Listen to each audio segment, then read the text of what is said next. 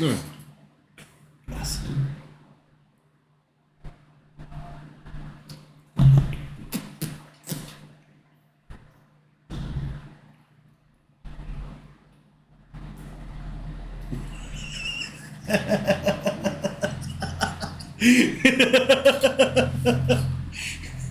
Esto se va a quedar en el edit, ¿eh? Sí, claro. Bueno, qué vergüenza. Un poquito más, ¿no? Ya. Bueno. Hola, ¿qué tal? Bueno, ya saben, somos dos gatitas radioactivas.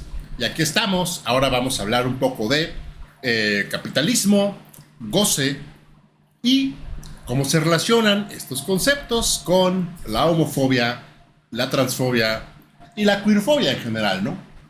Bueno, ¿por qué hablamos de estos temas? Porque últimamente aquí la gatita Daken y la gatita Daf, que nos visitamos a menudo y nos frecuentamos, de repente pues nos empezamos a viajar con ciertas ideas, ciertos conceptos.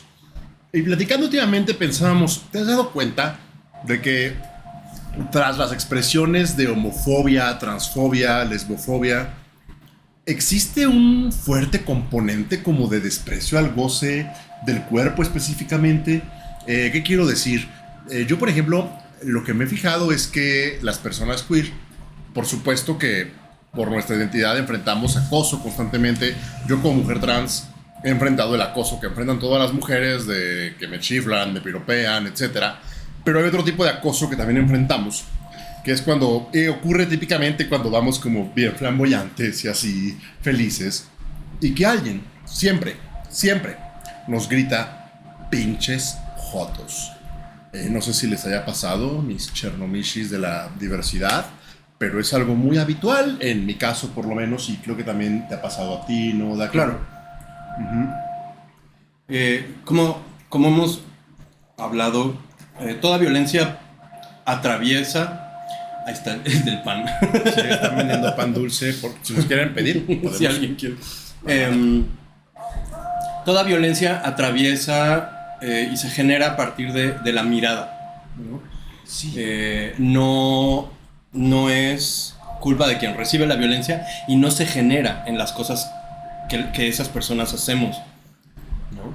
Sino más bien, y específicamente con las expresiones de género, ¿no? y las identidades no normativas.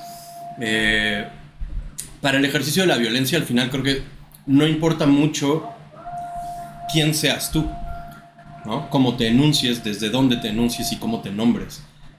Porque la violencia, el ojo de la violencia te va a leer de una manera y muy probablemente no coincida con la manera en la que tú te enuncias, y entonces avienta estas agresiones, ¿no? Y a mí me pasaba muchísimo cuando era una gatita delgada, que usaba el cabello largo, consistentemente recibía acoso en la calle, ¿no? Porque me leían, ¿no? Como un cuerpo feminizado, suponían que era mujer, ¿no? Y entonces, bueno, el de Cásate conmigo era un clásico, ¿no? Sí. Y otras formas también de acoso que, por supuesto, en ese momento yo las vivía también, o sea, sí me hartaba, sí me sacaba de onda, pero también las vivía con cierta ligereza, porque sabía que había un límite de alguna forma en la violencia que se podía ejercer sobre mí desde ese lado, ¿no? Pero después descubrí justamente esto que dices, que hay una segunda violencia, ¿no? Entonces empezó a suceder que, ¿no? Me gritaban güerita en la calle, yo volteaba y con la voz más grave que podía decía gracias, ¿no? Que además siempre he usado barba desde los 16, entonces, pues claro, la gente se sacaba de onda. Yo disfrutaba que se sacaran de onda también, como para, ya sabes, ¿no? Aleccionar al acosador. Pero lo que empezó a pasar era, no eres mujer, entonces pinche joto, ¿no? Me pasó, recuerdo en Hércules, yo iba cargando varias cosas, era un domingo, estaba esperando un camión, y yo llevaba unos pescadores muy entallados que tenía, y un güey me metió mano. Yo no podía hacer nada porque estaba como cargando cosas. Que fue una experiencia, creo que muy formativa para mí, porque además fue una sensación, o sea, me daba comezón la nalga donde me había tocado ese güey cuando me acordaba de eso durante meses después, ¿no? Y con esto, por supuesto, no quiero decir pobre de mí, me tocaron la nalga una vez, porque, sino más bien entiendo las cosas que puede desatar en otros cuerpos que perciban el riesgo de otras maneras, este tipo de agresiones, ¿no? Y entonces, en ese momento me volteé yo, le grité, le dije, oye, ¿qué te pasa? Y el güey se empezó a hacer para atrás, pero me empezó a agredir, ¿no? Ah, pinche puto, no sé qué, la chingue. Yo así de, güey, tú me tocaste, ¿no? Güey. O sea, el puto serías tú, no yo. O sea... Y claro, después también vas asumiendo como estas cosas desde otro lado. Y ahora, pues si me dicen puto es como de, no mames, si no me dices no me doy cuenta, güey, ¿no? Como también, no me digas. Si por algo lo estoy anunciando como lo anuncio también, ¿no? Y entonces, sí, estas violencias están concatenadas, ¿no? Con una percepción, pues eso, de una lectura feminizada de las personas, ya sea como un cuerpo feminizado al que puedo yo dominar, bueno, no yo, ¿no? Pero digamos, el que puede ser dominado, claro, y al que le puedo yo extraer algo, o un cuerpo feminizado en el sentido de que es un cuerpo denigrado, ¿no? Para las jerarquías de la masculinidad, es un cuerpo denigrado, en este caso, pues nosotros, ¿no? Uh-huh. Y ese cuerpo que no me sirve ni siquiera como incubadora, bueno, no a mí, insisto, estoy hablando, no sé por qué estoy hablando en primera persona. Supongamos que eres un sujeto heterosis y... Supongamos que soy un acosador. Sí, eres un chico anáhuac con tu camisa polo azul. O sea, ese cuerpo que no le sirve a esa masculinidad más hegemónica, ahorita vamos a hablar un poco de eso, ni siquiera como incubadora, entonces se le destruye, ¿no? Sí. Se le destruye de muchas maneras. Porque claro, si la percepción es ese cuerpo ya renunció a su propia dignidad, pues yo por qué la voy a estar cuidando, ¿no? Exacto. Entonces se le destruye. Que renunciar a la dignidad significa específicamente pues transitar de un, ¿cómo llamarle?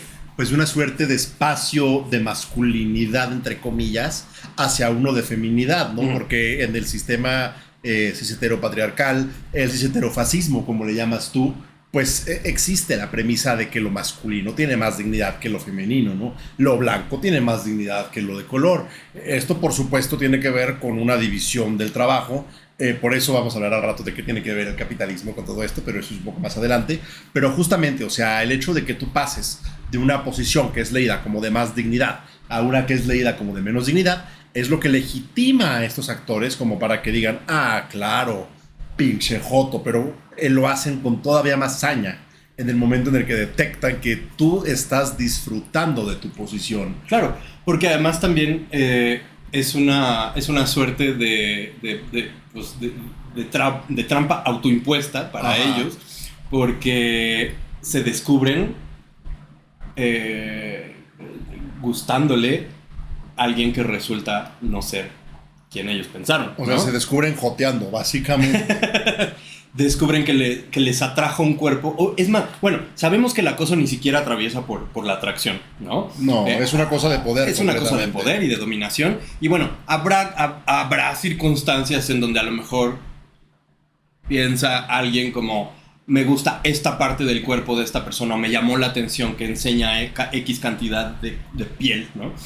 Y entonces se ejerce el acoso, y cuando en realidad no es una mujer cis, o no es ni siquiera una mujer, viene entonces el coraje hacia sí mismos, que les gustó a alguien que no era una mujer, o de que quisieron públicamente anunciar, ¿no? Claro. Que estaban como intentando dominar a ese cuerpo. Es un poco, me recuerda esto un poco a estas leyendas como populares mexicanas, que hay muchas en todos lados, ¿La mujer caballo? Ajá, justo, la mujer caballo. El güey que siempre es un güey que está borracho en la madrugada, Sí. perdido. Típicamente es un güey que está de Cusco, que está casado o alguna cosa así. Entonces de pronto ve una mujer hermosa en el río y se le acerca y voltea y la mujer tiene cara de caballo y le relincha. Las mujeres trans somos en ese sentido la mujer caballo. ¿Sabes qué? En un proyecto sobre lecturas, de promoción de lectura y de cultura oral que tenía yo con una amiga, anduvimos por todos los municipios de Querétaro y fue en Jalpan, no, en San Joaquín. En San Joaquín nos contaron que había una leyenda de que se escuchaba en las noches que arrastraban algo y unos pasos como de mujer, unos tacones, ¿no?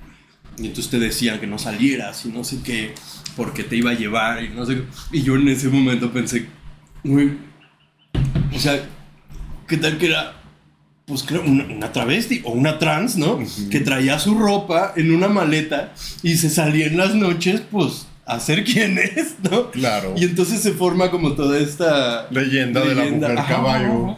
Sí, yo tengo una tía muy transfóbica y homofóbica, tía abuela. Bueno, mi bisabuelo... No le mandamos saludos. No le mandamos saludos. No creo que nos vea ni siquiera. Mi bisabuelo tenía un puesto en el Mercado República de San Luis Potosí. Entonces ella y otro tío abuelo, porque son tíos abuelos, trabajaban con él. Y cuenta que una vez mi tío Fito se quedó encerrado y tuvieron que ir los demás hermanos por él porque tenía miedo de salir. Cuando le preguntaron por qué, pues es porque todas las trabajadoras sexuales trans se ponían en esa parte de la ciudad.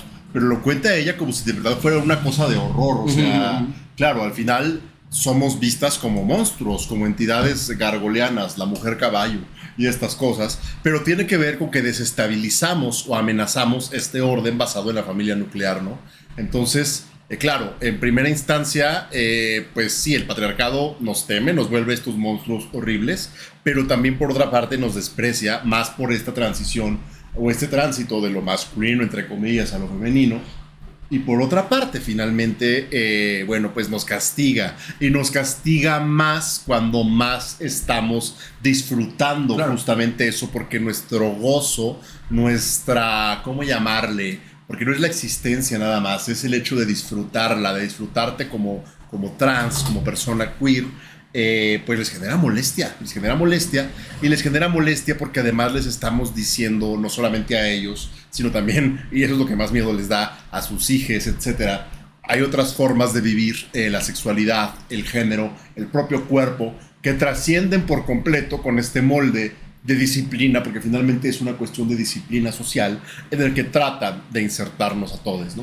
Sí, y además creo que este castigo, este desprecio, tienen su génesis justo en el miedo de el potencial que puede existir en que alguien disfrute algo que yo no considero posible, tolerable, aceptable, ¿no? Uh-huh.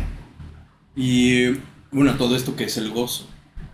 Bueno, o ¿cómo entendemos el gozo? ¿Cómo entendemos? Bien, ¿no? Porque definiciones de gozo hay muchas, o de goce. Está la psicoanalítica, muy lacaniana, que la verdad no me voy a meter ahí porque meterte a lo lacaniano es como meterte a... acabas hundiéndote. El punto es que muy útil, claro, como teoría, etcétera, pero más que abordarlo desde ahí, yo quisiera abordarlo desde nuestras experiencias. Pues para mí el goce es simplemente como la posibilidad de significar y disfrutar aquello que te hace sentir viva, ¿no? O sea, el goce para mí está muy relacionado justamente como con el disfrute de la vida finalmente, como el eros, sí, hay un componente, vida. Exacto, pulsión de vida. Claro, también puede haber goce en el tánatos, ¿no? Y hay un momento en el que el balance entre el eros y el tánatos se vuelve muy interesante. Bueno, ya sabes, una que es BDSM-era. Pero justo, bueno, pero lo que persigues es el goce. Lo que persigues no se persigue en realidad la muerte. Ajá, no, pero sí jugar con ella, como torearla. Y está delicioso, es rico. Entonces yo creo que, claro, todos experimentamos goce o gozo con de diferentes maneras, pero pues en nuestro caso específico, como personas queer, pues desde la infancia se nos está negando la posibilidad de gozar desde nuestros cuerpos. Y eso independientemente de que seamos trans o no, o sea, también la gente queer, de identidad cisexual, experimenta esto, porque al final le están diciendo, güey, pues sí, tu cuerpo te pide que te revuelques con hombres, pero tú eres niño, güey, no puedes. O tu cuerpo o te incluso pide... te gusta este color, te atraen este tipo de juegos, de cosas, de juguetes, ¿no? De canciones. Ajá, desde, güey, no te puede gustar el rosa, o incluso el... Que parece, en este momento de la vida parece ridículo decir estas cosas todavía. Y yo sé que el sexismo se ha refinado a tal punto que incluso el rosa ya no siempre significa esto, pero sí hay cosas, digamos que hay como combos, ¿no? O sea, si al niño le ponen una playera rosa no hay ningún problema, pero si además el niño pide un moño, ya hay problema. Tantito, ¿no? O está bien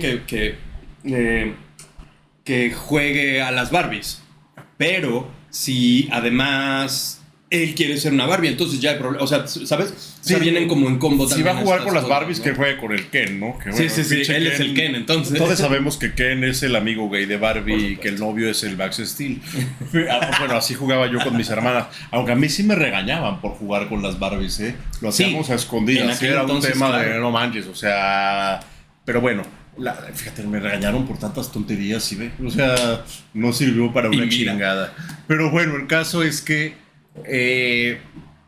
justamente me gusta que digas que el sexismo se ha refinado, porque en efecto pareciera que no, pareciera que vamos saliendo de los moldes y que vamos deconstruyéndonos, pero lo que en realidad sucede es que el sexismo se refina, porque yo insisto y siempre voy a insistir, esto no viene de que los hombres son malos y machuchos y horribles y están conspirando para dominar a las mujeres, o de que los blancos son malos y horribles y están conspirando para dominar a las personas racializadas. No. Para acabarse los recursos de todo el mundo. O la gente sí, se está haciéndole así, pensando en matar gente trans. No, esto viene de mucho más atrás y tiene que ver justamente con la forma en la que históricamente hemos dividido el trabajo, ¿no? Generando, por supuesto, desde la época urbana temprana, en Sumeria, Babilonia, Egipto, China, la civilización del Indo, aquí mismo en Mesoamérica, estas civilizaciones urbanas, las primeras ciudades, donde empieza a generarse la escritura y por lo tanto empieza a haber una división más compleja de la sociedad, donde tiene que haber quién trabaje y quién se beneficie de ese trabajo. Surgen las sociedades esclavistas y estas sociedades son muy complejas y no nada más se estratifican por clases sociales, esclavos, propietarios, etcétera, sino que además comienza a ser necesario que haya otro tipo de divisiones con base en el género, la procedencia étnica, etcétera. O sea, nunca va a ser igual en una ciudad urbana compleja la población nativa que la población extranjera, porque la población extranjera está en amenaza constante. Sí, no, y además había unas combinaciones muy particulares y muy extrañas. Por ejemplo, en el caso concreto de la Atenas clásica, con el teatro, ¿no? O sea, los esclavos podían ir al teatro un día en específico que digamos, se les concedía como... Se les quitaba un poco la restricción de esclavitud, pero las mujeres no, ¿no? Sí podían votar, pero no podían estar en el teatro. Y entonces, o sea, como... eran combinaciones complejas de cómo se ve a las personas que no forman parte de la hegemonía. Y en ese sentido a lo mejor valdría la pena también hablar un poco de la jerarquía del género, ¿no? Sí. Por ahí Conwell hizo una tipificación de la masculinidad. No se quiso meter en la feminidad, pero me parece que tienen ahí unos espejos bastante interesantes. Y lo que dice Conwell es que, porque además, de pronto creo que cuando analizamos cuestiones de género, sobre todo porque ahorita ya tenemos muchos años con la perspectiva de género institucionalizada y que en realidad nunca ha sido perspectiva de género, sino perspectiva de mujeres, que es una cosa diferente a la perspectiva de género. Y todo lo que decimos de género se piensa en mujeres y evidentemente no es así, porque todo el mundo tenemos un género o tenemos ausencia de ello, pero no es porque solo le pertenezca a las mujeres, ¿no? Entonces, de pronto parece que en estos discursos se agarra a rajatabla todos los hombres son plus, ¿no? O la violencia masculina plus, ¿no?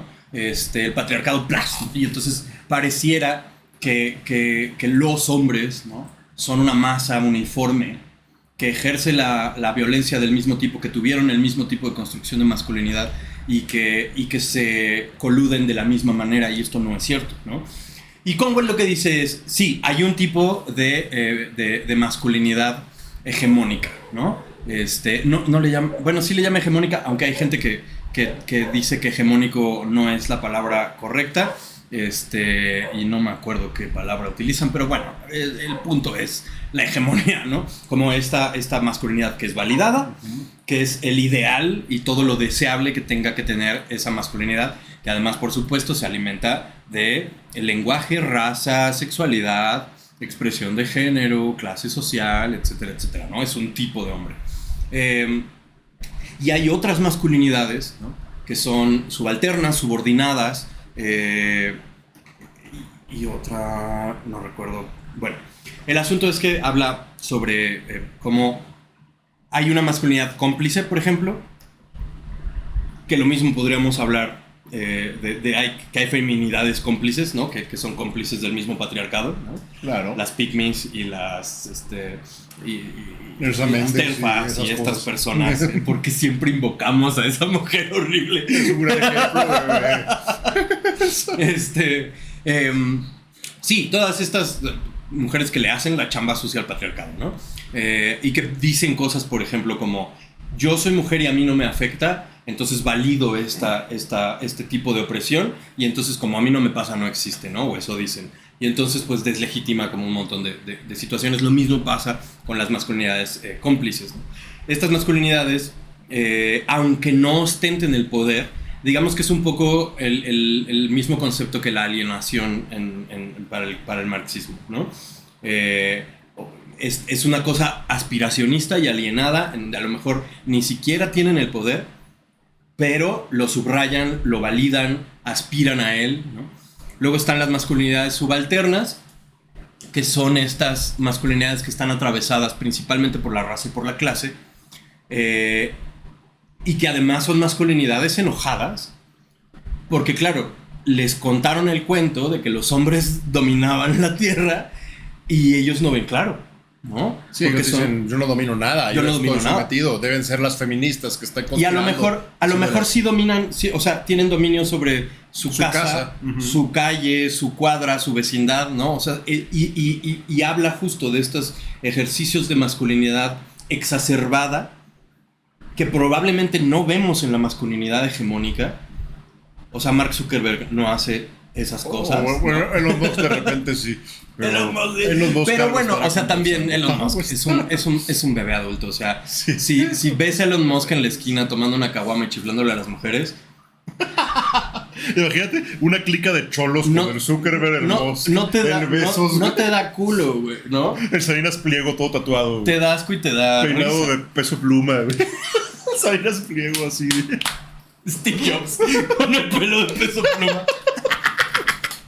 Pero bueno, estas masculinidades tienen estos ejercicios exacerbados de masculinidad, en donde sí, claro, ¿no?, ostentan fuerza física, ostentan dominio sobre ciertos territorios, incluso son mucho más agresivas al mostrar su masculinidad, ¿no?, haciéndosela de pedo a alguien que pase, o etcétera, ¿no? Sin embargo, lo que dice Conwell es que estos mecanismos son justamente protesta porque en realidad no tienen poder, porque son clases bajas, porque están racializados, y entonces no hay manera en la que en realidad puedan llegar a esa hegemonía, ¿no? Y bueno, hay sus excepciones de gente subalterna, de hombres subalternos, que sí llegan a... El Peso Pluma. No, pues que llegan a estas hegemonías, ¿no? Pero en realidad son contadas, son tokens, ¿no? Sí, o son... Por cada Kanye West hay... No, bueno, sí, claro. Ajá. ¿Cuántos Trumps, no? Y están también un poco... estos espacios se abren un poco como para también validar de cierta manera que hay oportunidad, ¿no? Sí. Hay de hecho un capítulo de Black Mirror que habla sobre eso, ¿no? El de las bicicletas. Ajá, el de los puntos sociales, ¿no? Y entonces siempre lo logró, y si lo logró cualquiera puede, pero no es cierto, no cualquiera puede. Y bueno, luego están las masculinidades sometidas, ¿no? Que principalmente son aquellas masculinidades queer, ¿no? Homosexuales, etcétera, que son la antítesis de lo que es deseable para la masculinidad. Estas masculinidades, evidentemente, como lo decía Daf, hay quienes emulan cosas de la masculinidad hegemónica, mucho con la intención de mitigar la violencia, aunque esto tiene efectos muy nocivos para el resto, y ahorita vamos a llegar a ese punto. Pero que siguen estando, ¿no? O sea, al final, en el masculómetro, siempre van a perder, ¿no? O sea, siempre van a perder. ¿Por qué? Porque parte intrínseca del ejercicio y despliegue de la masculinidad es el refrendo constante de la masculinidad. Y el refrendo consiste en asegurar y comprobar y ostentar que no soy mujer, que no soy niño y que no soy joto. Entonces, claro, pues al ser joto, inmediatamente incluso los otros dos se ponen en duda, ¿no? Porque en la homofobia hay un componente de misoginia muy, muy claro, ¿no? Hay una feminización del cuerpo, justo porque desobedece a los mandatos de reproducción y etcétera. Pero además también lo femenino y lo infantilizado para la masculinidad hegemónica están ahí como muy cerca, ¿no? Sí, son entonces, como una categoría común de alguna forma. Sí, y entonces no hay posibilidad para incluso estas masculinidades homosexuales que emulan a la masculinidad hegemónica, nunca va a haber ese refrendo de masculinidad, no existe, ¿no? No. Digo, si son closeteros y son muy hegemónicos y bla, pues whatever, ¿no? A lo mejor pueden pasar desapercibidos en ciertos espacios, pero nunca van a poder pasar desapercibidos en todos los espacios, ¿no? Entonces, bueno, con este panorama de pronto es mucho más sencillo. Yo sé que hacer taxonomías y tipologías es muy eurocéntrico también y medio positivista, pero también nos ayuda a entender que no son un bloque uniforme, ¿no? Que la masculinidad no es una sola y que no se ejerce de la misma manera, ¿no? Entonces, por supuesto que es diferente que se caiga un avión con 30 niños de un internado privado alemán, ¿no? A que se hunda una balsa de refugiados con 300 migrantes, ¿no? Desplazados sirios, por ejemplo. Es muy diferente en muchos sentidos, ¿no? Pero además también, es decir, ahorita que... eso, me acordé con lo del avión. Estaba esta tesis, ¿no? Durante mucho tiempo se ha utilizado El Señor de las Moscas como una tesis es que las personas somos violentas por naturaleza. El hombre es violento por naturaleza. Y por ahí alguien decía, pues es que claro, si son unos niños europeos... británicos. Pero no eran británicos, ¿sí? Sí, británicos. Bueno, europeos, blancos, privilegiados, burgueses, etcétera, de colegio privado católico. O sea, esa no es la regla de todo el mundo, ¿no? Y alguien ponía ahí como la duda, ¿y qué pasaría si hubieran sido niños negros o latinos, ¿no? Y esto de alguna manera se puso a prueba sin querer en un escape de una prisión en alta mar. Creo que me parece que cinco prisioneros negros se escaparon y estuvieron viviendo varios meses en una isla y no se comieron entre sí, no se mataron entre sí. No eran niños, etcétera. Hay muchas cosas, obviamente, que guardan las proporciones entre una cosa y otra, pero la tesis es esta, que en realidad no somos violentos por naturaleza, y no me refiero a los hombres, sino en general a las personas no somos violentos por naturaleza, sino que hay cosas, por supuesto, que enaltecen la violencia y que son importantes de refrendar, ¿no? Y a eso iba con el ejercicio incluso de la violencia entre varones, ¿no? Aquellos que no puedan refrendar su membresía, exacto, de hombre marca registrada, pues van a ser a los primeros que se desechen. Que ya lo hemos mencionado antes también, ¿no? O sea, al final, esta cosa de los privilegios patriarcales y masculinos, pues no es como que estén dados nomás porque ya naciste con pito.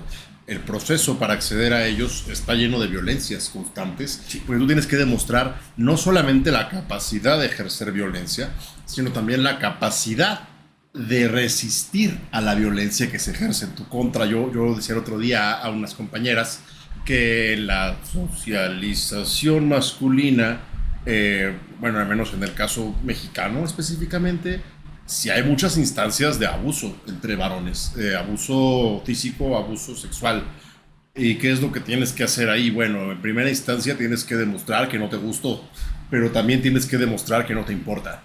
O sea, es un mandato duro, porque ni te puede gustar, ni te puede traumar. Sí. O sea, tienes que tener el estoicismo de resistirlo sin disfrutarlo, que tiene que ver con lo que estamos hablando el día de hoy, y que además es algo que ocurre frecuentemente, claro, sí, en la socialización, en las secundarias, en las preparatorias, pero también ocurre, por ejemplo, en el ejército, en las instancias donde está esta cosa de la disciplina marcial y castrense. Y esto yo lo sé porque conozco muchos exmilitares. Es común ese tipo de agresiones entre soldados, ¿no? O sea, abuso sexual al compañero, etcétera. Y tú tienes que demostrar que no te gusta porque no eres joto, pero también que no te trauma porque eres hombre. Y entonces no eres niña. Puedes aguantar ese tipo de cosas porque tú eres hombre. Es un mandato difícil de cumplir, pero es ese mandato justamente el que permite al patriarcado refrendar quién sí y quién no. Y que además, pues, o sea, si eres parte del club, tienes la posibilidad de ejercerlo sobre alguien más, ¿no? Sí. Pero tu membresía siempre está puesta en entredicho, porque además, pues, como es un estilo como es una ideología piramidal, pues no puede haber 8 hasta arriba. No. Tiene que haber 1, ¿no? Y en ese sentido, pues, ese 1 siempre va a dudar de los demás, ¿no? De su veracidad y del refrendo. Pero a la vez esos de abajo, sobre todo su círculo inmediato, vamos a llamarle así, porque este modelo es muy romano, su guardia pretoriana, sí. que son sus subordinados inmediatos, siempre van a estar dudando de ese 1. Y en el momento en el que ese 1 muestre debilidad, va a perder la legitimidad contra sus subordinados inmediatos. Y uno de ellos va a erigirse como el nuevo... Claro. Y por eso el ejercicio de la violencia es fundamental para conservar el poder. Sí. No hay poder sin violencia. En ese aspecto, el crimen organizado, por ejemplo, es una evidencia, y siempre lo he dicho y lo voy a insistir, muy transparente de cómo operan el patriarcado y sobre todo cómo opera el capitalismo. El crimen organizado opera como todas las empresas. Nada más que lo hace, creo yo, con menos hipocresía. Es la violencia al final que ejerce todo el sistema, condensada de esa manera, pues diría Sayak Valencia, muy gore, pero a otros autores dirían es que capitalismo gore es un oxímoron. Todo el capitalismo es gore, en tanto básicamente estás convirtiendo la vida de las personas y de la biosfera también, de los animales, de las plantas, en trabajo muerto y enajenado en nombre de la reproducción del capital. Y bueno, yo insisto mucho con esto del capital, porque yo insisto, creo, o sea, está demostrado históricamente que estas formas de división por género, etcétera, como ya lo comentaba, obedecen justamente a la necesidad de garantizar la producción de recursos en todas las sociedades, pero en la nuestra específicamente, pues una producción capitalista, ¿no? Entonces, es el sistema mismo el que perpetúa estas diferenciaciones de género, de raza, para asegurar que la producción tenga ciertas características. Y en ese aspecto necesita una fuerza de trabajo disciplinada que no esté pensando constantemente en su goce o en la satisfacción, pues ahora sí que de sus necesidades corpóreas, ¿no? Que pueda sacrificar su gozo en nombre del trabajo. Porque bueno, voy a hacer una pregunta muy honesta. ¿A quién le gusta trabajar? O sea, ¿quién honestamente? Quien diga que le gusta trabajar es un hipócrita alienado. Y no. O sea, a todo el mundo nos gusta tener una ocupación, o casi todo el mundo tenemos una ocupación que nos llena de vida, ¿no? Sí, claro. Una ocupación que nos es gozosa. Sí, ¿no? O sea... Pero el empleo no es eso. No, el empleo alienado, o sea, trabajar está bien si es para hacer gatitas radioactivas, por ejemplo. si es para escribir un poema, si es para escribir un texto, para organizar un encuentro, para organizar, tenemos por ahí un encuentro pro-Palestina, una amiga y yo, también tenemos otro encuentro de justamente la población queer el 17 de mayo. Entonces, si es para hacer eso, trabajar está bien. Incluso es para, no sé, sembrar tu comidita, etcétera. Claro. Trabajar está bien. Pero cuando es trabajar para enriquecer a otro y sobrevivir a partir de eso, deja de estar chido. O sea, a nadie le gusta que lo exploten, a nadie le gusta tener jefe, a nadie le gusta rendirle cuentas a un gerentucho. A nadie le gusta que lo estén vigilando, que le tomen la huella dactilar, que lo estén correteando para que llegue a tiempo. A nadie le gusta eso. No, o sea, y eso de, güey, o sea, estate aquí de 8 a 4. O sea, requiere disciplina, no nos damos cuenta de la... Toda nuestra formación escolar, toda la cosa esta de estate quieto y ahorita siéntate y no platiques. Y no puedes ir al baño hasta que termine tal cosa. Todo eso es una preparación para, pues le dicen en Estados Unidos The Grind, ¿no? Que es esta máquina de la carne molida que metes el bistec y sale como en Pink Floyd, salen esos así, el picadillo. Machacar, ¿no? Sería como en español sería sí, como una especie de molcajete mecánico donde te meten. Pero sí se dice, ¿no? Como, sí, como tengo machacar. Que ir a machacar, o sea, ¿sí? Como el The Grind, ¿no? El jale, el machaque, eso. Y eso es para lo que te preparan. Y eso requiere una disciplina abismal en la que, por supuesto, no está bien visto pues el despliegue de la sensualidad, no da que, o sea, yo pienso mucho, por ejemplo, en todas estas ideologías que ahorita están volviéndose muy hegemónicas, sobre todo de la población joven y sobre todo de la población de jóvenes varones y heterosexuales, también algunos homosexuales, pero como tú decías, los más adaptados a la hegemonía y los más, yo soy hombre, macho, pero cojo con hombres, etcétera. Soy hombre y me gustan los hombres. Ajá, y... maduro, discreto y varonil. Esos. Entre esa gente se ha vuelto muy común esta cosa de el estoicismo. Que bueno, hay otras personas en YouTube haciendo críticas maravillosas de este concepto de moda. Por ahí hay una chica de Guadalajara, de Flourishment, que hizo un análisis muy bueno sobre esta tendencia. Y claro, ¿de qué se trata esto? Pues es una filosofía que aparentemente te ofrece como la solución a tus problemas si aceptas como el sufrimiento y aprendes como a sobrellevar la vida. Y te citan por ahí a Séneca, que es el filósofo romano fundador de esta corriente, a Marco Aurelio. Te lo citan muy mal además y muy descontextualizadamente. Porque Séneca escribió en un contexto muy específico. Marco Aurelio, pues sí, era un emperador. No creo que Marco Aurelio haya tenido honestamente que enfrentar muchas situaciones estoicas en su vida. Es interesante porque Marco Aurelio, voy a hacer una digresión, perdón, bebé. No sé si alguien vio la película de Gladiador. Marco Aurelio es el emperador viejito de Gladiador. Y por la película de Gladiador nos pone a Marco Aurelio como, no sé, o sea, un viejito, bonachón, etcétera, ya cómodo, como un horrible hijo de la fregada. Cuircodeado además, pero la realidad es que de hecho Marco Aurelio fue un gobernante mucho más brutal que cómodo. Históricamente fue así. Pero bueno, justo nos enseñan que los buenos gobernantes son los estoicos y que están ahí en su palacio como emperadores y con este semblante masculino, y los malos son los cuircodeados. Cuando en realidad no siempre es así. Los desviados. Los pervertidos. O sea, vaya, Nerón sí era un pervertido, pero era muy heterosexual. Y no sé, o sea, Nerón también lo odiamos porque perseguía a los cristianos, pero bueno, la cosa es que esta filosofía se está poniendo de moda ahorita. Hay mucho influencer y mucho imbécil profesional, lo voy a decir así, promoviendo esta cosa de estoicismo para principiantes. Además, los youtubers ni siquiera tienen un empleo de verdad, o sea, seamos realistas. No.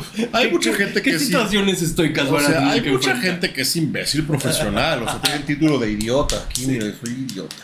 Y su placa de platino de idiota. Ajá, además todo se parece, debería ser una parodia, porque todos son así como de barba de candado y peinados para atrás y como mamados con playera negra, así como el ST Match.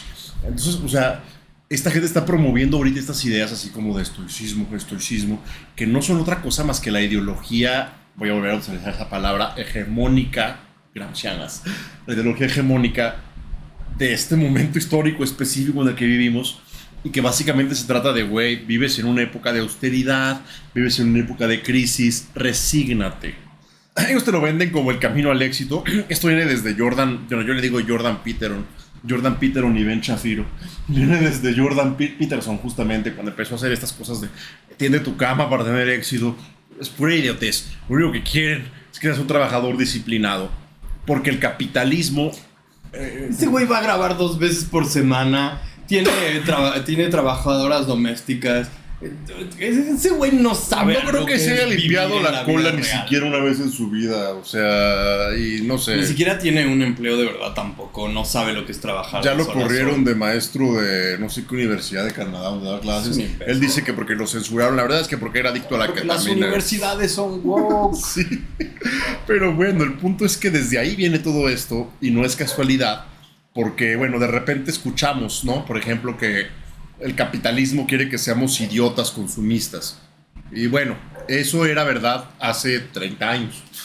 Porque hace 30 años, justo cuando cae el bloque socialista de la Unión Soviética, sus países satélites, pues el capitalismo global está en jauja, está feliz, está como de tenemos mercados nuevos, güey.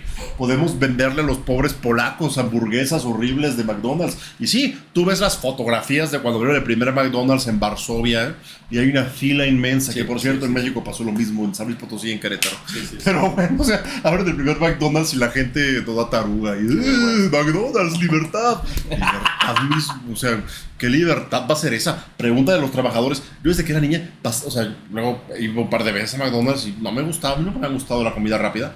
Pero además el olor es horrible. De Kentucky Fried Chicken es peor. O sea, trabajar ahí 10 horas friendo pollos, pero y quién sabe si sean pollos. Ya ves los mitos que había de que eran carne genética y que no sé qué, que pollos sin cabeza.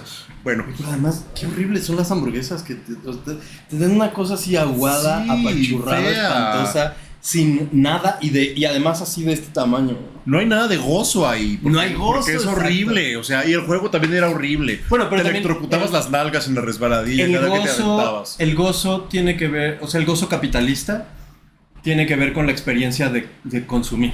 Sí, claro. No tanto incluso con lo que consumes, o si lo que consumes provee una experiencia gozosa en sí misma. No, es el acto de consumir Sí. lo que te genera gozo porque te da poder Puedo y te hacerlo. permite estar ahí, etcétera. Es asqueroso.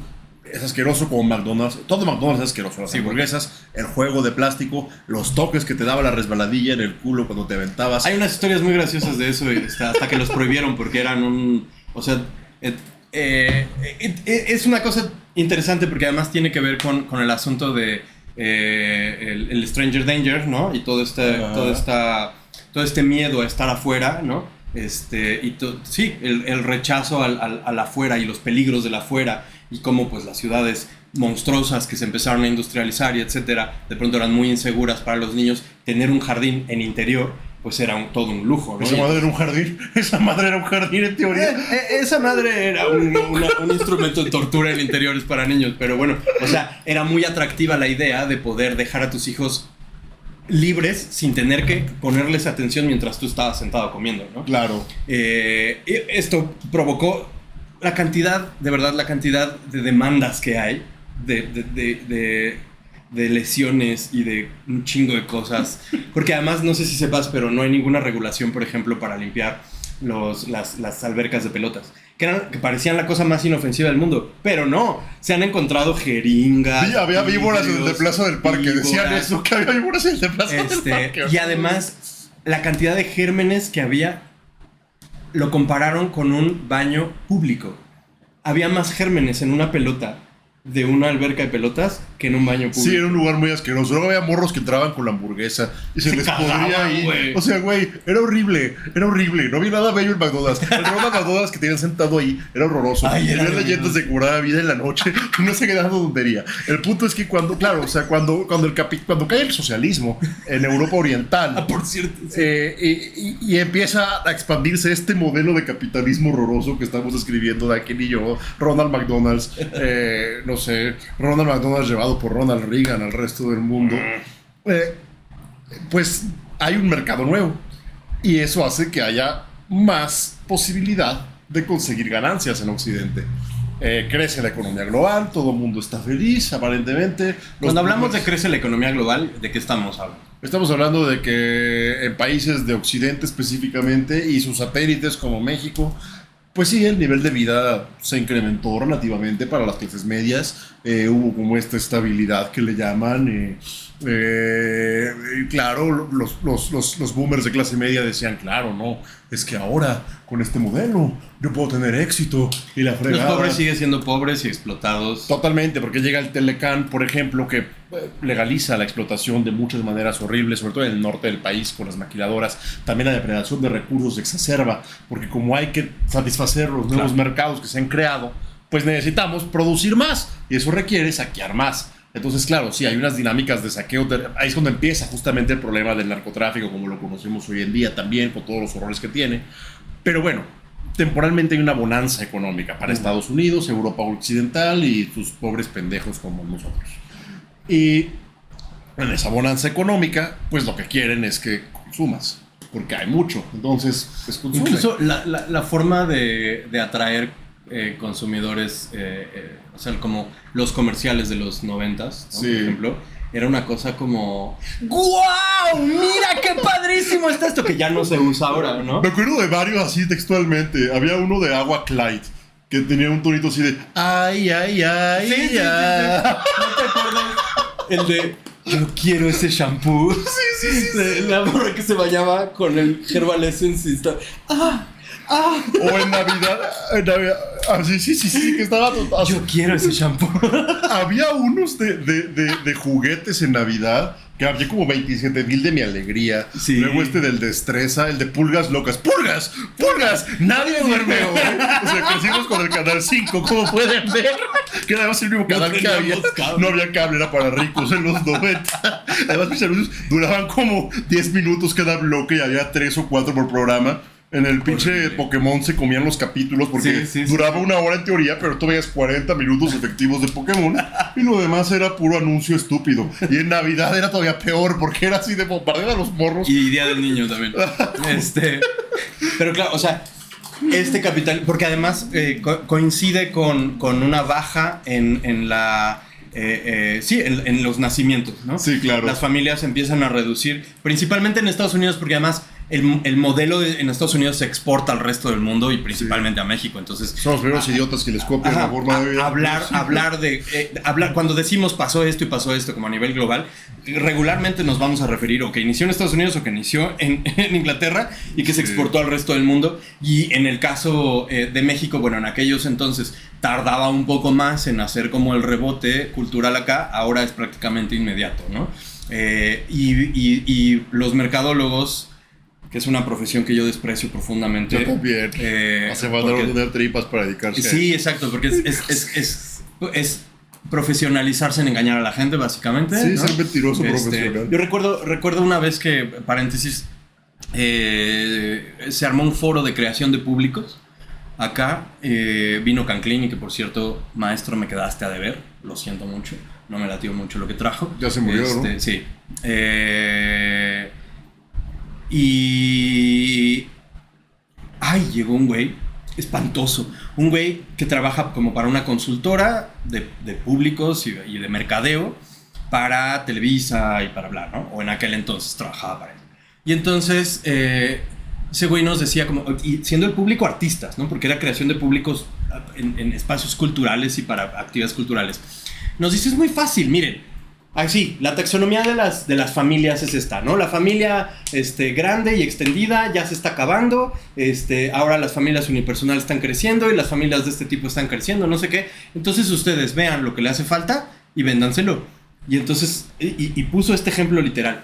Un papá soltero, empieza a llorar el niño, él no sabe cuidarlo, no tiene ni idea de cómo calmarlo, le va a dar vergüenza que esté llorando y ¿qué va a hacer? Le va a comprar lo que el niño pida, véndanle a ese güey. Y entonces, no, pues todo el mundo estábamos así de ¿qué está diciendo este idiota, no? Y sí, nos le fuimos encima bastante bien porque sí era como, a ver, sobre todo cuando estamos hablando de productos artísticos y culturales, estos no pueden ser placebos, ¿no? Vamos a hablar de la raíz de los problemas, vamos a atacar la raíz de los problemas, no los síntomas. Pero Canclini al final del día estaba expresando la lógica neoliberal que consistía... Ese no era Canclini, ¿no?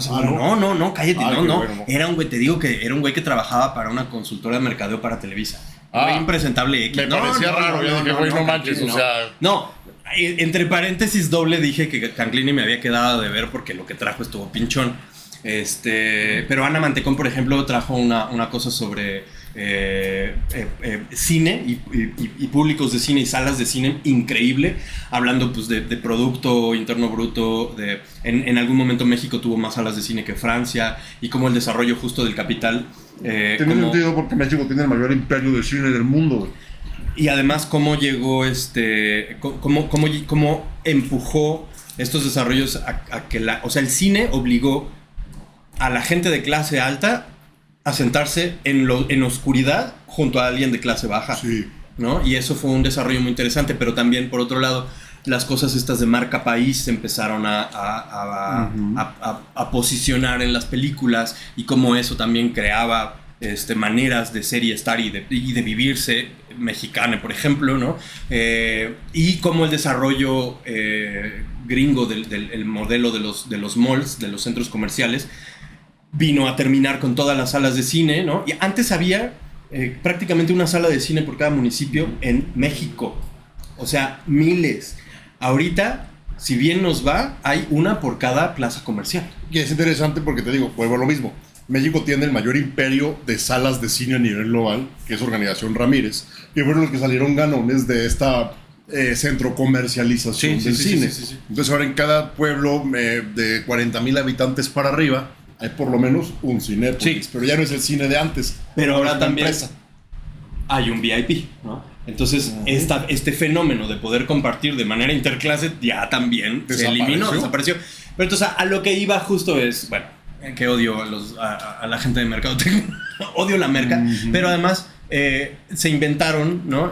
Justo cuando vienen de declive como la familia extendida y las familias grandes, cuando la gente estaba pasando de tener 2 o 3 hijos a de plano esperarse mucho, ¿no? Las parejas se esperaban ya mucho más para tener hijos, porque claro, en esta época de bonanza económica a la que te refieres, pues ¿para qué estabas criando, no? Te ibas de viaje, comprabas música, perfumes, etcétera, te ibas de bar. Porque el objetivo era que consumieras, consume experiencias, vive. Y entonces se inventaron estos conceptos de Trink y Dink, ¿no? Como Triple Income No Children, Double Income No Children, doble y triple entrada de dinero o salario sin hijos, ¿no? Y que ahí entran, por supuesto, las parejas homosexuales, que además justamente el matrimonio homosexual se empieza a legalizar en Estados Unidos en esa época de bonanza, sí. Y que justamente coincide con, a ver, los gays están viviendo en una casa con 2 salarios, y a ver en dónde los están gastando, ¿no? Y entonces, claro, las experiencias que se empiezan a crear para que esa gente consuma, pues emulan esta euforia capitalista, ¿no? En Puerto Vallarta, en esa época, crean un hotel que era para adultos nada más. En realidad era un hotel para homosexuales. Sí. O sea, y era famoso por eso, porque era el hotel de los fotos de Vallarta. Y bueno, claro, también en ese sentido, ese tipo de espacios ha recibido mucho hate, incluso de otras personas de la comunidad LGBT+, ¿no? Sí. Como...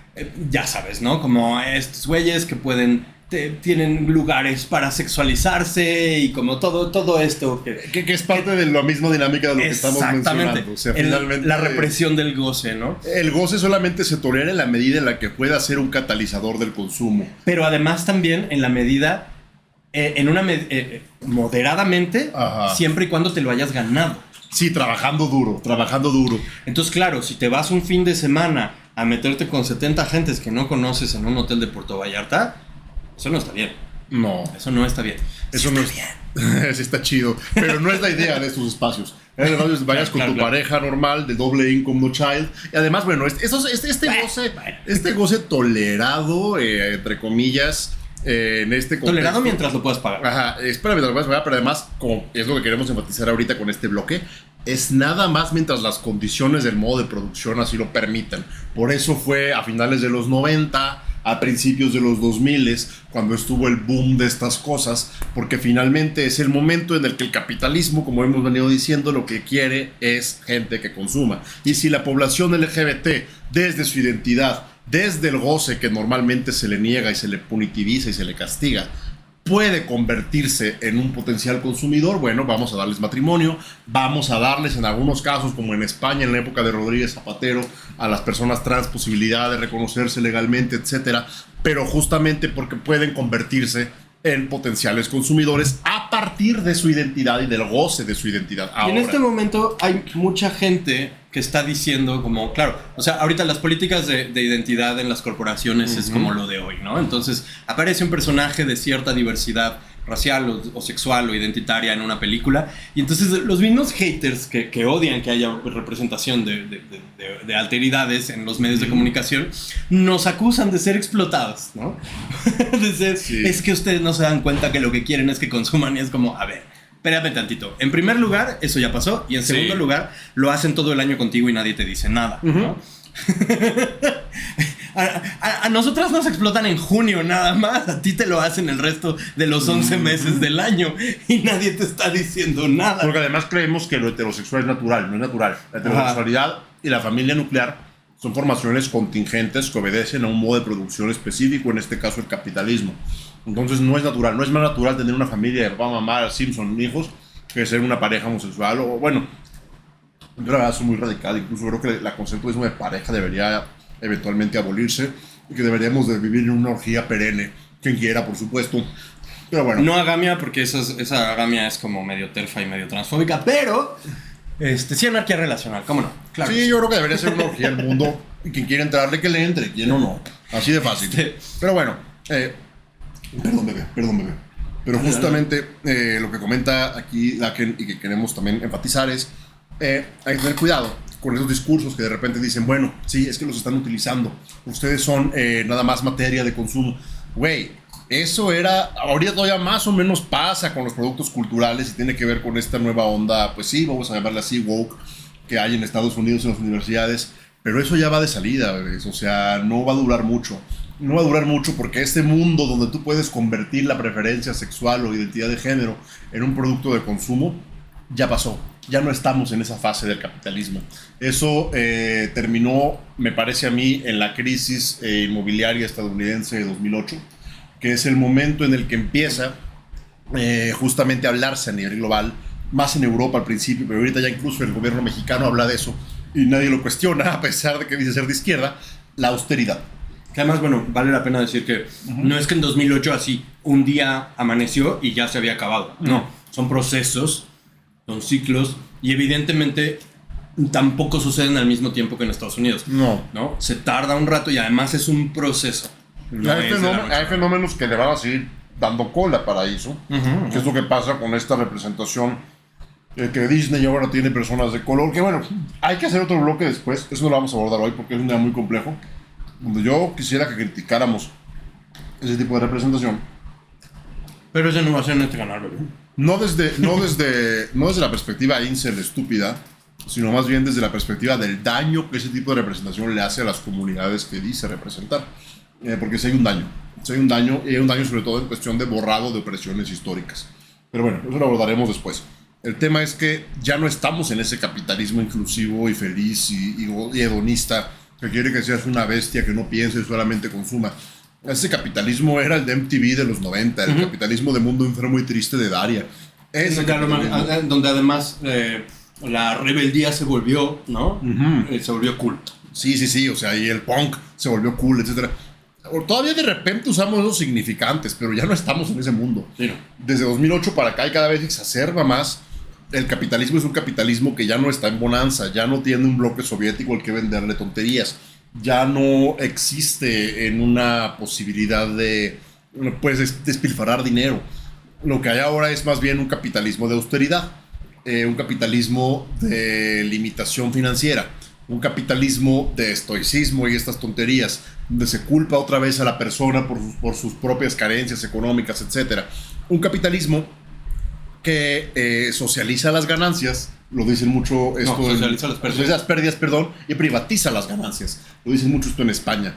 Y justamente este capitalismo, pues sí, rapaz, absolutamente rapaz, ya ni siquiera creo yo que sea el capitalismo neoliberal de hace 20, 30 años, es más bien un capitalismo protofascista que existe como continuación del modelo anterior. O sea, el neoliberalismo iba a conducirnos aquí, claro que sí, pero ya no estamos entonces en ese neoliberalismo, estamos ahora en un protofascismo.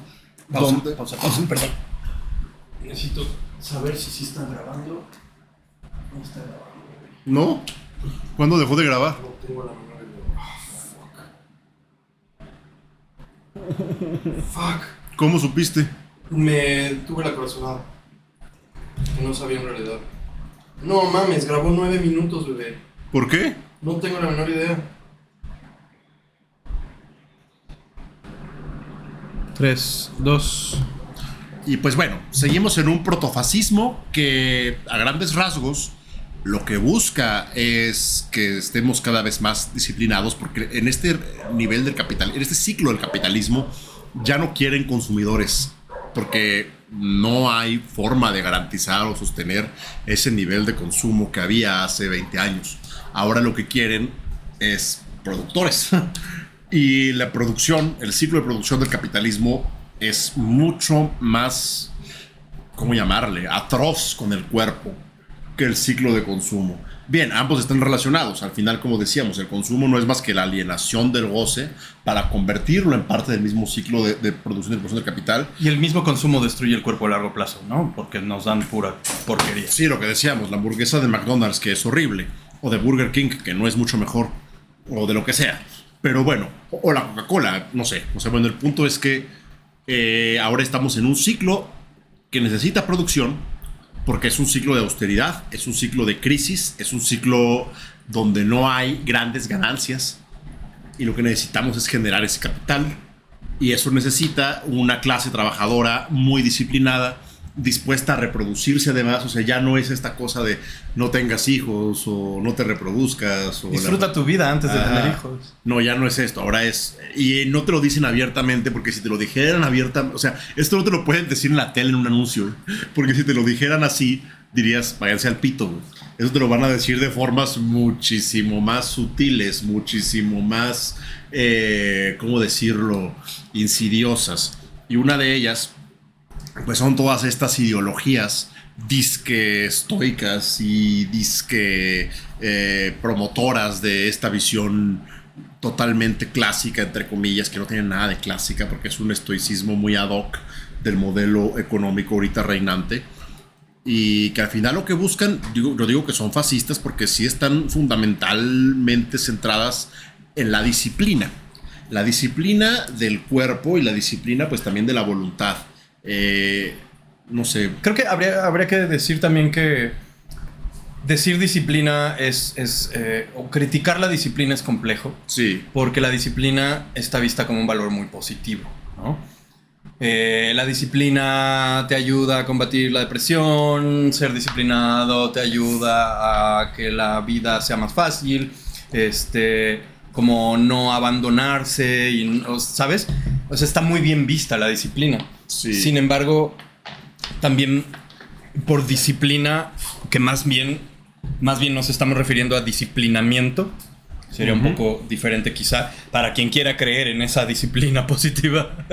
El asunto es el disciplinamiento, ¿no? Como hay una persecución, una vigilancia y un castigo a los cuerpos indisciplinados, ¿no? Y es que bueno, al final con la disciplina pasa lo mismo que con el trabajo.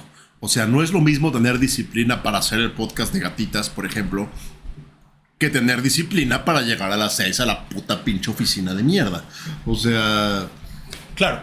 Y no hay que olvidar que también todos estos ideales de orden, de ornato, de disciplina, ¿no?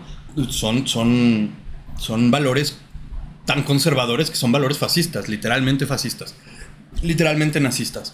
Y este etos, digamos, un etos hegemónico, ¿no? Una forma de entender la vida que es necesaria para que siga funcionando este modelo de producción, ¿no? O sea, necesitan que las personas nos traguemos el cuento de la disciplina y del orden, y por eso de pronto, ¿no?, hay muchas expresiones contra los cuerpos indisciplinados, los cuerpos gordos, los cuerpos que no tienen cispassing, los cuerpos que jotean, los cuerpos feminizados, los cuerpos que se gozan, ¿no? Sí, desde lugares alejados del modelo hegemónico, que cada vez es un modelo hegemónico pues más fascistoide. O sea, es el cuerpo, en el caso bueno, voy a utilizar los términos del binarismo cisgenérico, porque justamente hacia allá va toda esta tendencia. Sí.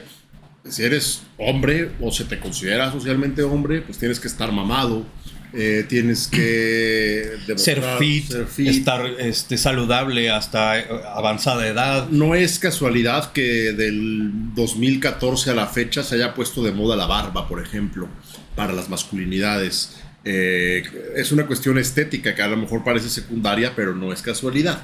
Tiene que ver justo con favorecer la diferenciación sexogenérica. Claro. Si eres mujer, pues tienes que tener este cuerpo hourglass, también estar medio marcada de los músculos, y tienes que tener un cuerpo en capacidades de conducir a la gestación. Porque sí, al final eres una incubadora para el sistema. Y abandonar tu vida para la crianza. Y fíjate hasta dónde han llegado estas ideas de disciplinamiento, que en muy poquito tiempo tuvimos 2 convicciones de incluso gente famosa. Había una señora que tenía su canal de YouTube familiar, cristianos, homeschooling, etcétera, etcétera, con su esposo, que pues se vendían como la familia perfecta. Pues una de sus hijas se escapó porque tenían a otro de sus hijos amarrado y lo estaban torturando, así, tal cual como te lo estoy diciendo, y pues ahorita está en el bote porque por este deseo de disciplinar los cuerpos ajenos, ¿no? De que no podían pensar diferente, de que no podían ni salir a la calle, etcétera, ¿no? Y esta chavita, pues ahorita se está encargando de sus hermanos, tiene como 16, 17 años, y logró escaparse, logró mandar un mensaje de casa de un vecino, etcétera. Y hubo otro caso similar, también de influencers, ¿no? Influencers de estos de familia perfecta, cristiana, no lo digo como solo por decirlo, eran abiertamente cristianos, ¿no? Sí, es común en Estados Unidos, el movimiento Choirful se llama. Y, o sea, torturando literalmente a los niños, a sus hijos, condicionándoles la comida, cobrándoles la comida incluso, unas cosas bastante torcidas con la aspiración de reproducir este modelo de familia perfecta, entre comillas, ¿no? Que es muy atroz porque, bueno, no es interesante porque, bueno, este movimiento, voy a hacer una digresión un poco para hablar de este caso específico. Este movimiento en Estados Unidos se llama el Choirful, es un movimiento evangélico de familias que buscan justamente criar niños así, porque pues, todo está patriarcalizado, que obedezcan a Dios, que teman a Dios, que reproduzcan ese tipo de familia, y se caracterizan porque no solamente son muy devotas de la branch evangélica del cristianismo, sino que además parte de su teología consiste, por eso es Choirful, que viene del Génesis, la traducción inglesa, que dice que tenemos que ser como a Choirful River, o sea que más bien las mujeres, en este caso las mujeres cis, tienen que ser como ríos llenos de vida. Entonces tienden a tener muchos hijos, 12 hijos, 15 sí, hijos. Y es interesante porque hay varias familias famosas, influencers, todas. Hubo una que salía en Discovery Home and Health. Ese fue el otro caso de maltrato, claro. Los Doggar, sí, que eran de Arkansas, y sí, que el hijo mayor abusó de varias de las hermanas. Sí. Un caso espantoso. Sí. Y lo encubría el papá. Sí. Porque seguramente, y la mamá. Y la mamá, o sea, era una cosa horrible. Ay, no, o sea, qué horror. Pero es común, o sea, parece ser que no es raro, pues. Sí. El modelo mismo favorece ese tipo de dinámicas. No, incluso habían producido un panfleto cristiano de instrucciones de cómo golpear a tu mujer sin dejarle marcas. Ah, sí. O sea, todas estas son cosas de disciplinamiento del cuerpo, ¿no? Y este disciplinamiento empieza desde muy temprana edad. Con las políticas, por ejemplo, de uniformes en la escuela, ¿no? ¿Quién puede usar falda? ¿Quién puede usar pantalón? Estas son cosas que no son gratuitas, no solo son para subrayar las diferencias de género, sino también para subrayar qué cosas sí pueden hacer aquellas personas asignadas como niñas y qué cosas pueden hacer aquellas personas asignadas como niños. Porque justamente ni siquiera es quién puede usar falda y quién puede usar pantalones, quién debe usar falda y quién debe usar pantalones. Es una cosa atroz. Y es muy hablado ya esto, ¿no? O sea, como obviamente si traes falda no puedes hacer ciertos deportes, porque además, claro, si te atreves a hacerlo, si se te ve la ropa interior, entonces hay un castigo, después otro tipo de disciplinamiento porque eres una loca, fácil, puta, ninfómana, etcétera, etcétera. Sí, la falda te obliga a estar sentadita con las piernas cerradas claro, y quedarte ahí, y el pantalón pues te permite hacer esas otras cosas, que además, bueno, si eres un leído niño que no puede o no quiere o no tiene interés en hacer ese tipo de cosas, también va a haber un castigo. A mí, cuando yo era niña, me castigaron una vez porque yo era a los Scouts en Saltillo y lo único por lo que me gustaban los Scouts era porque era muy rico jotear con esos orcitos que traían. Pero bueno, el punto es que me castigaron una vez porque no quise hacer una actividad que era así como de una pelea con globos, de que tienes que pisar el globo y no sé qué. Y me castigaron porque no la quise hacer y mis papás se enteraron y me regañaron muy duro. Me prohibieron jugar con Mu, que todavía existe, es mi peluche desde que era niña, porque decían que jugar con Mu era lo que me hacía así. ¿De los Moomins o? No, era una vaquita que se llamaba Mu, claro, ya sé qué vaquita. Mu, sí. Y en esta jerarquía, ¿no? Algo que hablamos hace rato de la jerarquía de las masculinidades, en esta exacerbación de las violencias, porque claro, tiene que haber ese refrendo constante y por eso se exacerban las violencias, ¿no? Lo habíamos dicho, el ejercicio de la violencia es fundamental para conservar el poder y por eso se extrema cada vez más el ejercicio de la violencia. En esta búsqueda de ocupar la jerarquía, ahora ya no solo tenemos una masculinidad hegemónica, sino una masculinidad como suprahegemónica, que bueno, es de risa pero también es de miedo. Que está personificada por estas personalidades como Andrew Tate y como estos influencers. El Temach es un wannabe de eso en realidad, aunque bueno, sí es una ideología peligrosona. Ahí está el Moncho. ¿Qué pasó, Monchito? Porque además es una ideología que extrema completamente estos ideales de la masculinidad, pero además también tiene mucho que ver con el disciplinamiento del que estás hablando, ¿no? O sea, no solo es necesario ahora para ellos parecer hombre, ser hombre, tener como cierto poder y todo, sino más bien exacerbar el uso del poder, ¿no? Entonces, son gentes que, y no me lo estoy inventando, tienen cargos en su contra y muchos están perseguidos y Andrew Tate por eso escapó del país, se fue a Bulgaria o no sé dónde. O sea, no están funados. No. Están procesados criminalmente. Sí, por trata, por explotación sexual, por prostitución, ¿no? Es gente que tiene redes de OnlyFans, por ejemplo, con... hay una especie ahí, sí, de fraude y de lavado de dinero, en donde incluso meten a las morras en problemas porque abren una cuenta a su nombre, pero ellas nunca tienen el control de la cuenta. Entonces ellos reciben el dinero, les pagan un salario, pero la cuenta sigue a su nombre. Y si la IRS, que es como Hacienda de Estados Unidos, les fiscaliza esas cuentas, ¿no? Las van a atorar, ¿no? O sea, les están dejando unos pedos, además económicos cabrones. En el país de ese güey, que es Rumania, es muy común eso, ¿eh? Ah, bueno, escapó para allá, ¿no? Ajá. Porque pues lo estaban procesando en Estados Unidos. Y entonces está, por ejemplo, ahora se convirtió al islamismo, ¿no? ¿Por qué se convirtió al islamismo si fundamentalmente la ideología de supremacía masculina también es islamofóbica? Pues resulta que es más homofóbica que islamofóbica, ¿no? Digo, no es porque sea sus cuates, ¿no? Evidentemente si tiene que decidir entre ellos y él, pues ya sabemos quién se va a sacrificar.